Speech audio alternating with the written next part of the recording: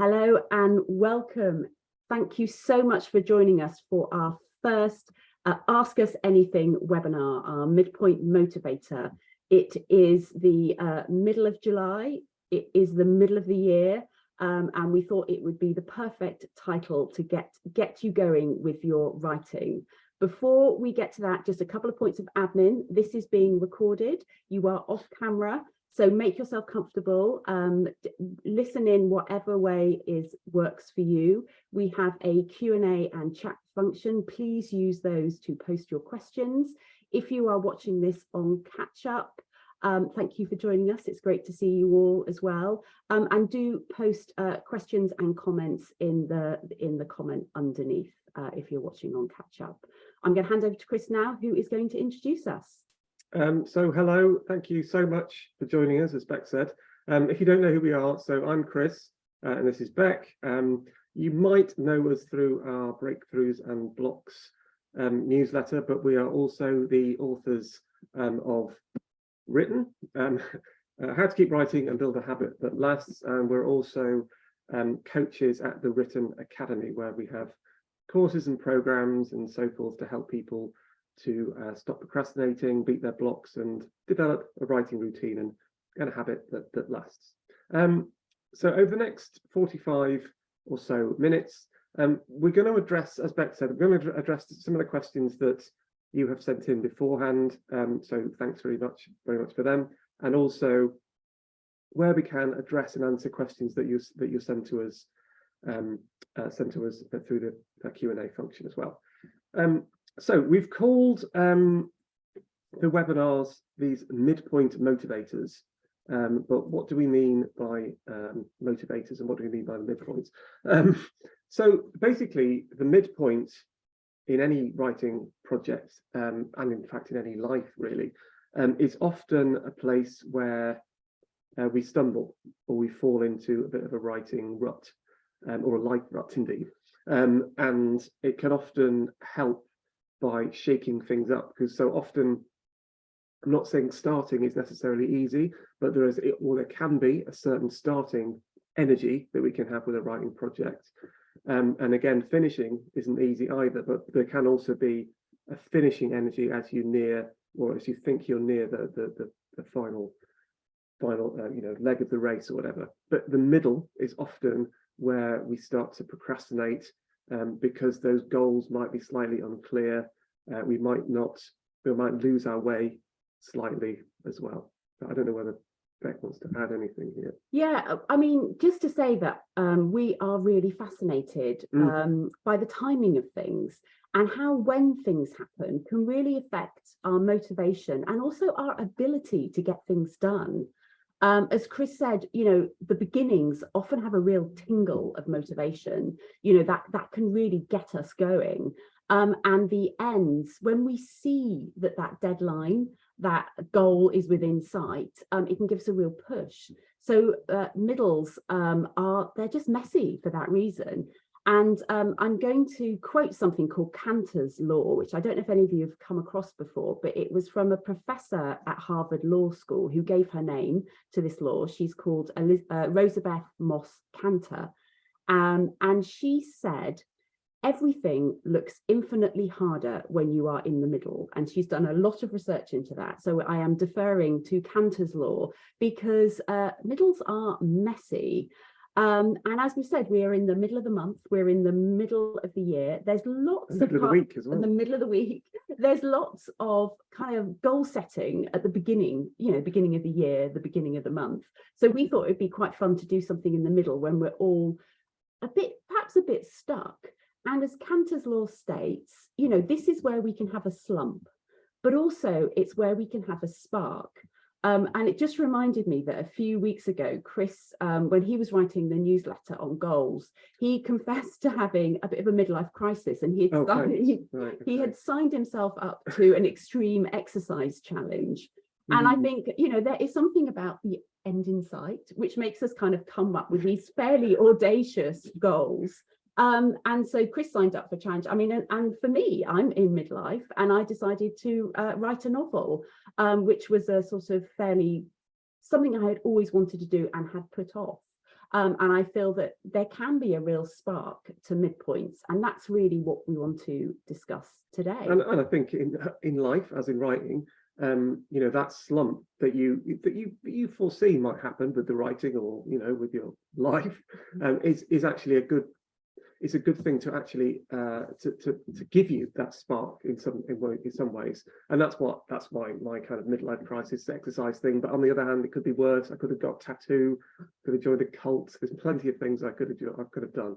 But the point being is that hopefully what these sessions will help you do is to turn that slump and make it more into a spark, because actually in many ways it is just a mindset change that we often sometimes need.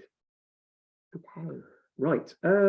So going to crack on with the first question. The first couple of questions are about starting energy, and I think, and about how to take those first steps. And the first one's a really simple, quick question or point, really, and basically, this person, she basically doesn't know where to start, and that lack of certainty makes this person lose confidence. So she's asked, what should she do when she doesn't know where to start? I mean, the advice that we give often with this is about starting small. Yeah. It's about the idea of scaling back what your big task is.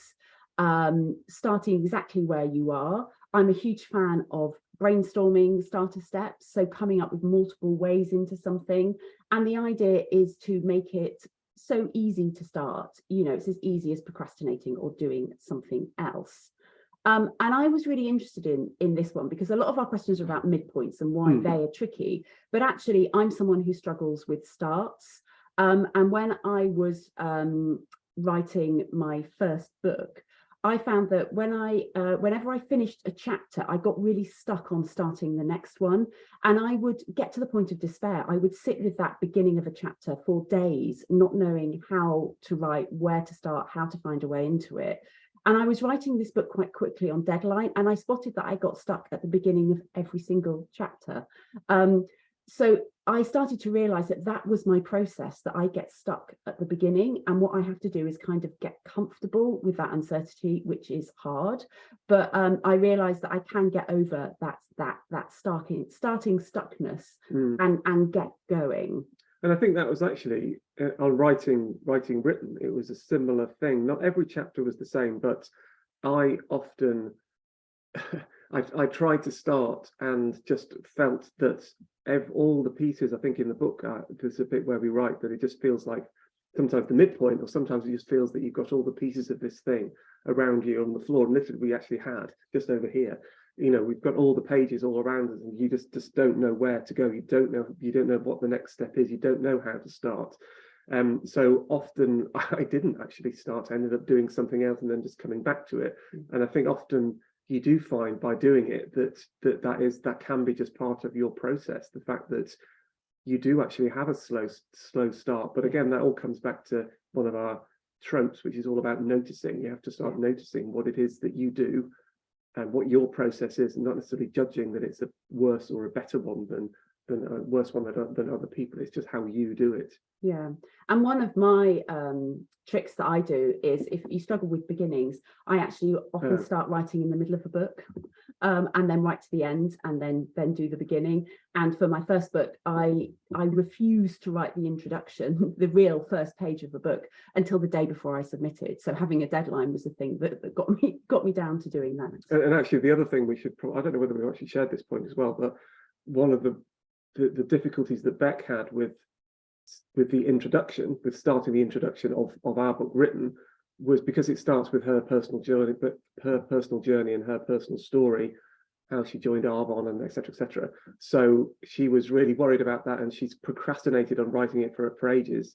So I wrote it. Yeah. And that was the way to do it, because and hopefully I kind of captured her voice in that way, but that was the way that we got over that particular hurdle and started. I'm not suggesting everybody can do that, just get a ghostwriter, but still it's one option just for that chapter. But yeah, just for that chapter, but it will come up with lots of those brainstorming different ways into it, and that was it. If I was Yeah. stuck on something, could I voice record it? Could I write it in a different way? Could I be interviewed and then type those notes up? So there's loads of different Could you approaches. just get somebody else entirely to and then actually get write Chris the to thing? write that Right. one for me. So yes, Oh, yeah.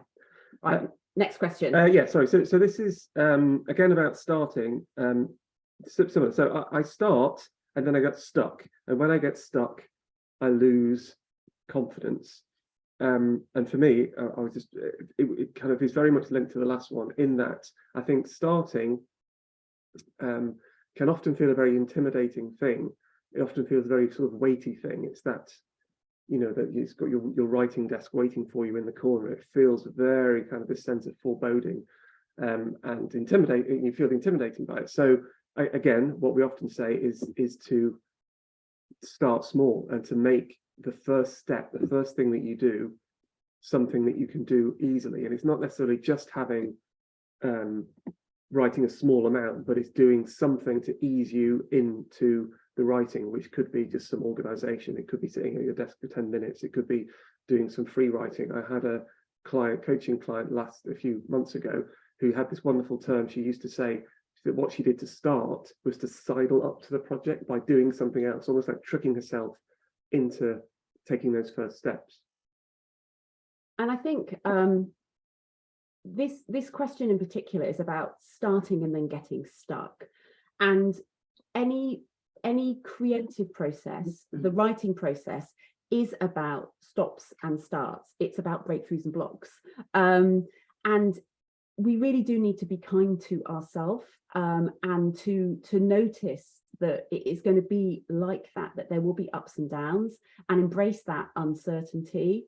As I said before, that for me, I got stuck at the beginning, but noticing that made me understand my process, and you can sort of step back and do that in a bigger way. And in terms of confidence, there's a quote that I often return to from Debbie Millman, who is a designer, author, podcaster, and she says that confidence is the successful repetition of any endeavor. So the more often you do those things, the more often you take those small steps, the more often you write, you will increase your confidence.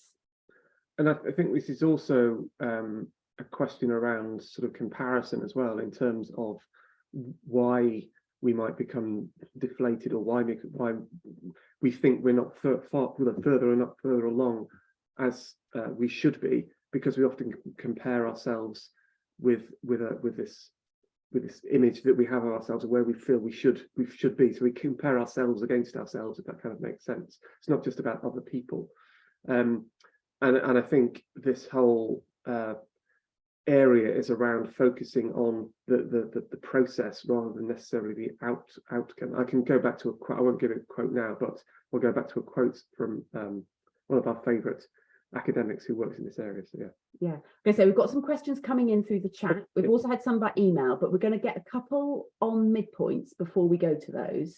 Okay, yeah. I mean, we had a lot of questions on midpoints. Why are midpoints so difficult? So I think as a catch-all question, I think that's probably what we should have a look at. So what is it about the midpoint that is difficult to people? Well, I think, as we said at the beginning, that you have often a starting energy, and then you have at the end, you have the deadline in sight.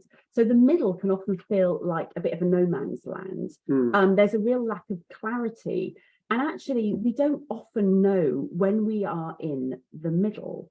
So sometimes we do. So if we were, there's a lot of sporting analogies for writing. So if we're in a marathon, you often know when you are at the midpoint, and physically you'll know when you are in the midpoint. There's a certain number of miles, it's fixed. When I used to run the writing retreat, we used to have a midpoint that was called, anecdotally amongst the staff, we used to call it the Wednesday wobble. So the courses started on a Monday and they finished on a Saturday morning. Wednesday was the midpoint. That was the day where writers got upset, they worried, they panicked. It's when, it was more likely to have arguments. And actually, for me, it was more like people wanted to have accidents, if we had to log them all in a logbook. And we knew about that. So we used to try to prepare for the midpoint by buying in extra cake. We used to have the midweek guest that would bring a bit of spark to the middle of the week. But also, I know when I went on one of those retreats myself, I knew about the Wednesday wobble. I had been trained to deal with it for years. And then suddenly I found myself crying in a country lane and going, ah, yes, this is what it feels like. So even if you know something's going to happen, it doesn't stop it feeling hard or difficult. But sometimes we do get that clarity for them. I think kind of leads on to our next question, really. It does. I mean, it's kind of very similar. I'm going to, I'll read. I think it's a great question. This came in on the Q&A in the newsletter. Actually, it's from Grace. So she says, after coming back from a recent hiking holiday, I've learned that the false summit is a lot like writing my novel. I'm always working towards mini deadlines, but even when I achieve them, I'm still disappointed that another rewrite is on the horizon. So how do we balance goal setting when sometimes novel writing is a game of whack-a-mole? How do we know when the end is in sight or it's just a mirage? Thanks from a weary hiker / novelist. I love this question so much. Yeah, I mean, I think the broader point around any writing project or any creative discipline actually is that there is an awful lot of uncertainty. Well, there is, and inherent within the creative process is uncertainty. And we, in the book, we talk about this whole issue of area of disfluency. And I think part of what we try to do with our work is actually what we try to help people to do is to live with a level of uncertainty to a certain extent, because that is the challenge. Part of a creative process involves, getting stuck, doing U-turns, not knowing quite where you are. It's not a linear process, and it never will be. But I think as far as you can, if you can start to accept that the process is fundamentally quite uncertain, I think that is, you're part way through navigating those ups and downs, I guess. Yeah, and I just want to sort of pick up on that because I really enjoyed Grace's question, and it led me down a little internet research hole onto this idea of what a false summit is. It's often called a false peak. So this is very common in mountaineering, so as hiking, and it's where we sort of hit what we think is a peak. So generally it's like a visual effect that you can see a peak ahead of the one that you really are. So you think, yay, I'm doing the final bit. And then you get to the top and realize that you've still got the next one to scale. And what it really does is it has a real psychological effect. And it can really induce sort of feelings of dashed hopes or even failure. And I think, it is really important that we notice that is real, that we've just put all our effort into doing this thing and it's not the final thing. And I think particularly when we are tackling big projects for the first time, we work with a lot of PhD students and, they've never written a PhD before and they're never going to write another one again. So they have no idea what the summits are, however people tell them. So there is something around preparation, as I spoke about with the Wednesday wobble on a writing retreat week, you can prepare for that. With cake. So with cake, and actually that's what mountaineering would say. And I would say actually sugar is a great tip because writing is cognitively demanding. So your brain will be tired. And when your brain is tired, you are more likely to feel down about your progress. So actually, I'm not being facetious in saying actually cake can help in some ways. What I really liked about that whole it's interesting when the piece of advice can translate to such a wholly different thing, and the people that the mountaineer experts were saying, to prepare, preparation and expectation. If you think that the next time, if you experience a false summit, the next time you go out hiking again, what would you do to prepare for that? Would you eat all your whatever they take, Kendall meant cake, I think, at some point, and water, drink all your water, halfway through? No, you would start to think, oh, well, maybe this summit isn't the real summit. So you start to then ration things. So a lot of it is about acknowledging the fact that acknowledging your progress, but also and celebrating your progress, but being ready and expecting, and not expecting for that summit to be the real one, I guess. Yeah, and this comes back to the sense of obstacle thinking. So you don't go into a big challenge expecting it to be easy. So as Chris said, manage expectations, but actually you can plan for some obstacles, and the better prepared you are to face those obstacles, you are going to be able to tackle them. Sometimes you will encounter new things, so you can't always prepare in advance, but actually it's all part of learning. So the idea of noticing and paying attention and being able to do it better next time, that we will experience some failures and we will expect setbacks, and we definitely will face obstacles on our writing journey. So a couple of just very quick tips, as we've said before. So prepare for it, spot the obstacles, learn from them when you hit them. If you don't know what to expect, there is something quite joyful about beginner's mind. You can just throw yourself into doing something, a first draft, and just do that with your heart open. And then the next time you go, okay, I'm going to tackle my second draft, and that's a whole new set of problems. So you can deal with them one by one. Really do celebrate and notice your progress. So milestones, summits passed, and actually really noticing your progress is important. As I said before, writing is cognitively demanding. We have a kind of a negativity bias. We're more likely to remember negative things than positives. So actually, when it comes to our writing, we have to force ourselves to remember the good things. It's a form of cognitive restructuring. And I really do encourage people to spot their progress, to celebrate their progress. And that means when they look back on all their past summits, they will see successes in amongst all that effort. So we have another question from Anne from Norway. Very exciting. So I was going to say, I'm going to save Anne's because it's a what's next question. Okay. And I think we should do some of the ones that have come through on the Q&A. So this is very exciting. So we'll start at the top. Catherine, school holidays start in 2 days. Do you have any tips how to balance writing with looking after small people, please? So this is around time management. First of all, I'm going to go back to that point about obstacle thinking. Mm-hmm. So you have identified an obstacle, i.e. children are going to get children are going to get in the way of your writing.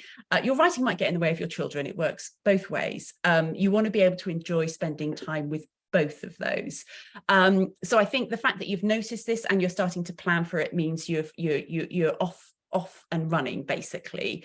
In terms of time management, the one approach that I would recommend to you, which is often we call it spontaneous writing, which is grabbing opportunities when they arise. So it might be really hard for you to plan your writing around your children. They might be very young and demand a lot of your attention. So when that is the case, fall back on spontaneous writing, which is often called time confetti. It can be called toggling. It can be called snacking.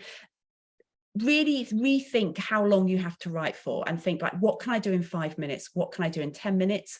Prepare for it. Write a list of all the tiny tasks you can do that can keep you in touch with your writing, even if you don't do it for very long. If you have got more time, book it in, schedule it, ask for help, see who can look after your children for an hour, for an afternoon, and treat yourself to a longer writing session. And I was just going to say, in terms of like spontaneous writing, one thing that can be really helpful is to help you think through the elements of your writing project that require like really deep work time, headspace really. And those elements of the project which might not so much, admin, bits of research, thinking, ideas, ideation, all those kind of things. Because writing in those like snippets of time or thinking about how you can use those snippets of time productively, you're probably not going to be able to use it for really deep work, but there's lots and lots of other things that you could potentially use it for. And just being able to touch in with your writing on a daily or whatever it is basis is a great way to help you to think that you're progressing it and not just leaving it, because I know how that can really build people's frustration or build your frustration. So yes. Let's go to our next question from Nancy. When and how to think about your audience. Now, this is a really, it's a question that many of us face. And the very short answer is, well, actually, it really does depend on your type of writing. But for most writers, once you've kind of, if you're doing nonfiction, you need to have your audience in mind. So we write, like it's called like how-to books. We have to have a very clear idea of our audience. So we are writing something that's going to be helpful to them. But actually, once we start writing, it's almost like we forget about the audience because we need to get the draft down. And that is the kind of very general rule, is you can start with your audience and then you need to draft without them. And we share some research in the book. It's in the chapter on mastery, which is about the different stages of writing. And this was done by a guy called Kellogg, looking at children. And the first stage of writing was about how they write for themselves, just to play, and then they write with a bit of an intent, and then the final stage of that is writing for an audience. And that reflects the broader creative process, where when we come up with ideas, when we incubate those ideas, then we work them up into something, and it's that final stage of rewriting where you do have to have the audience in mind. So it can be tricky. You do want to know who your audience is, particularly if you're writing nonfiction, if you are writing a PhD, if you are writing for academic audiences. You need to know how you are contributing to a broader debate. So you do need a sense of the audience, but having that when you're drafting can really be quite difficult. yeah, and it just depends whether, I mean, you'll know, but it depends whether you are using that as a way to procrastinate over the writing as well. Yeah. I mean, we often have a tip for distraction, which might be helpful actually in this case. It applies to lots of different things, but if you start to go, does my audience need to know about that, or how will they feel about that? I find, like, particularly when people are writing memoir, they feel very judged by people they know. So they go, oh my God, what will my mum say when she reads this? And that can be really paralyzing. So that's a genuine question. It's not a question you need to address now. So all I get people to do is, when they have those sorts of thoughts, what will my audience think? Just go, do I need to answer that question now? And generally you don't. So say you were writing memoir, you're writing about other people, yeah, you probably need to get their permission, but you don't need to do that in the drafting stage, because those stories might not make it through to the final cut. Okay. Shall we stick with these questions? Yes, go with these. Yeah. So we've had another one. So I've noticed that an easy starting step for me is actually journaling about my writing feelings first. If I'm feeling nervous or resistant, why is that? It gets me typing, and often I realize my fears aren't legitimate, the expectation of being perfect. But when I get stuck later in the session, how do you know when to keep going or to call it a day? So this is really good. So this is a midpoint question when you're actually doing the writing. So Katie, thanks so much for this question. So you've figured out how to start. You've figured out what your starter step is and how to get comfortable with beginning that session. Yet you find somewhere in the middle, you are starting to get stuck and you need to figure out, do I keep going or do I call it a day? Now, there is some really interesting research on this that we can talk through about, so Paul Dolan, and he often says about quitting before you are ready. So he says, if you start to get tired in the middle of your writing session, he says you've probably been writing too long. However, for some of us, it's not necessarily tiredness. I think resistance, that word Stephen Pressfield uses, is really helpful, because we get that sense of that kind of muddle and we're not quite sure what's going on there. And it goes back to that broader question. It's like, how do we know we're in the middle? We can't often tell. It's slightly a bit vague. And sometimes you're in the middle when you're feeling that. And some of our quick tips on this is about shaking up. So you might need to take a break. You might need to move, have a drink, have something to eat. So think physiologically, you know, what does your body need to keep you fueled? Do you need to have something like a writing prompt or a set of free writing? So just how you use that at the beginning, can you use that in the middle? Other ways to shake up your writing are literally just moving to a different area. So if you're getting stuck at your desk, can you go and write on a different chair? Can you sit on the other side of your desk or table? Something about changing your perspective can make you feel a bit different. So this is a sense that you get a rut in the middle of your writing. Another tip on this is it can feel really scary. Let's say you've booked yourself like a decent writing session, which can be quite rare. Let's say you've got a couple of hours, and after an hour, you are feeling a bit stuck. Again, do a 10-minute test. Test to see whether you can write some more. So literally set a timer. Can I keep going, or am I spent? If you can't write anymore, stop. You've tested it out. You wouldn't be able to write anything productively, so you don't need to feel guilty about wasting that session. Go and do something else. If you do that test and you find out you can keep going, keep going. You've answered that question. The Zeigarnik effect is something about finishing with an open loop, which is a really great approach in terms of innovation and incubating ideas. So you might feel scared if you stop in the middle of a session. You might feel scared if you haven't finished what you set out to do. But actually, if you do quit before you are kind of ready, you will keep that loop open in your brain, which means your brain is wonderful and it will mull things over and it will work on that problem. So when you return to it, you will come back often refreshed. Well, you will work on that problem. And the other thing is that one of the worst things that you can do, we often say, is if you feel that you should, you get that feeling that you should be sitting at your writing desk, that you should grind it out for another 2 hours or 3 hours. And what happens when you feel like that is that you start to associate really quite negative things and quite negative feelings with your writing. I know sometimes you've just got to do it. I get it. But the more you can be more gentle on yourself and be kinder to yourself, and if that means stopping, and if that means going for a walk, taking a break, having something to eat, taking a breather, and just then coming back to it, I think that's a far more effective use of your time. And then you'll start not necessarily associating positive things, but just not negative things, because we all know that whole idea or that feeling that we just fear going back to the writing desk. And that's why the open loop Zeigarnik, I think it's pronounced like that, effect is really good, because it helps the cogs to start whirring. And you know that kind of feeling where you're feeling that you just haven't quite finished something off, and actually you've just been thinking about it, and you go, and now you're ready to get stuck into it again. That's what the Zeigarnik effect is, and it just makes you feel more enthusiastic and up about the writing. So, and again, just give it a go. I mean, our whole process, if you've ever read our book or anything like that, is all about experimentation. We're not saying that these things will definitely work or won't, but experiment, try them out, because they might. Yeah. And so I'm aware that we are throwing out lots of tips. We tend to do that. We tend to do that. And I'm going to apologize for that now.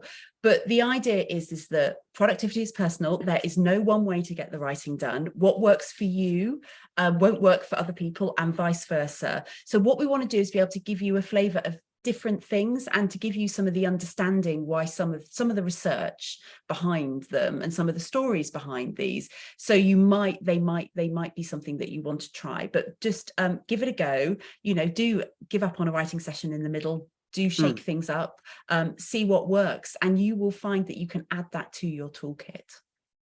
We have another question from Mary. So any tips for a beginner short story writer who finds editing her own work and where to go with the next revision really difficult? Thank you. Reading your excellent book now. We like you, Mary. Thank you so much. Well, I hope we can answer your question. Yes. So what as a general rule, what writers are always working at the edge of their ability. This is what makes it so fulfilling. So we start out going, oh, I've got an idea for a short story. And then you write that short story, and it can be quite fun. It can be hard in places. And then you've started to build some of those skills. And then the next step, you're back to being a beginner again. And that's really hard and really frustrating. But that is what is really fulfilling about it. So my first thing to do is to acknowledge what you are doing is really hard. That yes, you won't have the skills to be able to do that now, so you need to work on those skills. So we often talk about craft and practice, about being two sides of the same coin. Now, our expertise is on the writing practice, the kind of how you get the writing done, but actually it is really intertwined with the craft itself. And what I love about your question is that you have identified an area that you need to work on. So I would, if I was you, brainstorm all the ways you can learn to become a better editor. You know, have you read any books? Have you read any blogs? Is it worth going on a course? Can you do a course for, you know, for free on YouTube? Coming up with different ways where you can start to build your skill. And that quote before, build your confidence, because once you start editing, you've started that process of learning that skill, and you will become more confident with it over time. And one thing I have learned after interviewing lots of very successful writers who've got very, very long writing careers is that they are always working at the edge of their ability.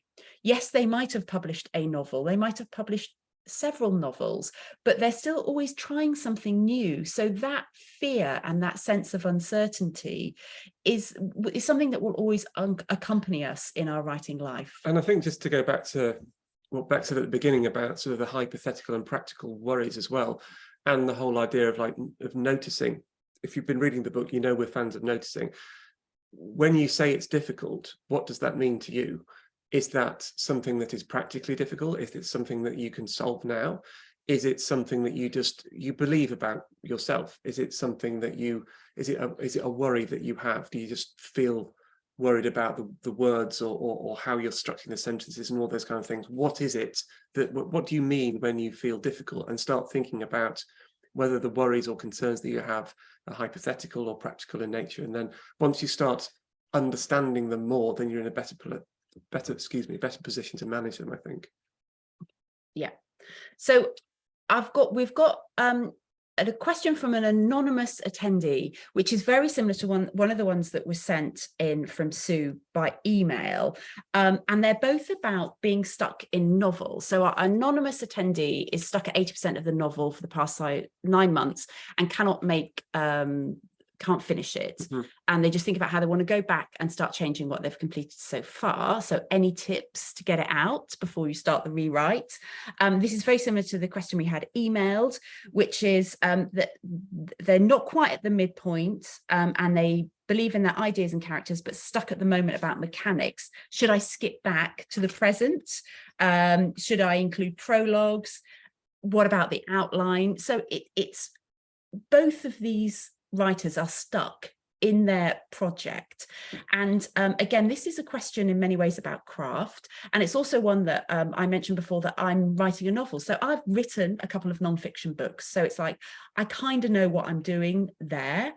So I decide to start something new, which is write a novel, which is really hard for me to do.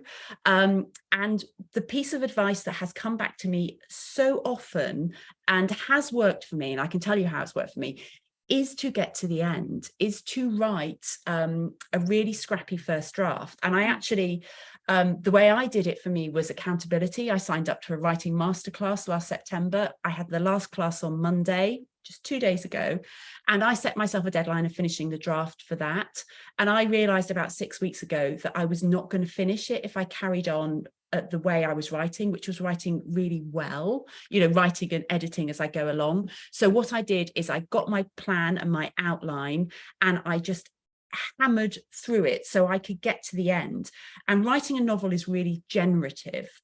As you are writing, you come up with new ideas, and it changes everything you've written in the past. So what you need to do is find a way of moving forward while capturing those ideas that will help with your edit. But it is so important to finish that draft. And the way to do that is to trick yourself, is to make it really small, to make it really, really fun. When I got really stuck on my novel and was about to give up on it, I just thought, I'm meant to be doing this for fun. Nobody cares about this novel. You know, in many ways, this novel is a really bad idea. I should be writing other things. But actually, I did it because I really wanted to. It was a lifelong dream. It is something that's really hard, but it gives me a huge amount of joy. So reminding myself of that, and then making those tasks really super small and doing everything I could to get to the end of it.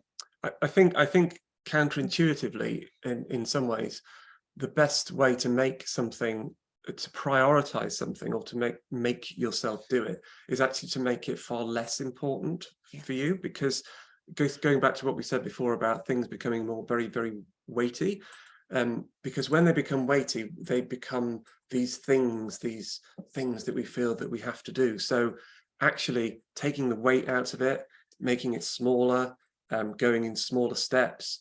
We often say that think of the first draft as just draft zero. Just think of it as something that you've just got to do, but you can come back to and edit at any point. The moment you start thinking that this is my life's work, then it's obviously going to start being intimidating, and we don't want to do intimidating things, so you don't do them. So try to take the weight out of it and try to make it something slightly less important for you, if that makes sense. I was just going to say, Chris has managed to answer a question from Justine, which is exactly about that. So I'm going to read out her question and then add some extra comments to it. So Justine is joining us from Bermuda. Wow. So hello, I have welcome. started my novel many, many times, but get no further. Any tips on how to get over that hump? So as Chris was saying, so the first thing to do is to scale back how you feel about that project to make it feel less important. So find out, as I did, what is joyful and fun about it. Trick yourself into writing that novel. You know, write it scene by scene, character by character. What are the small elements you can do?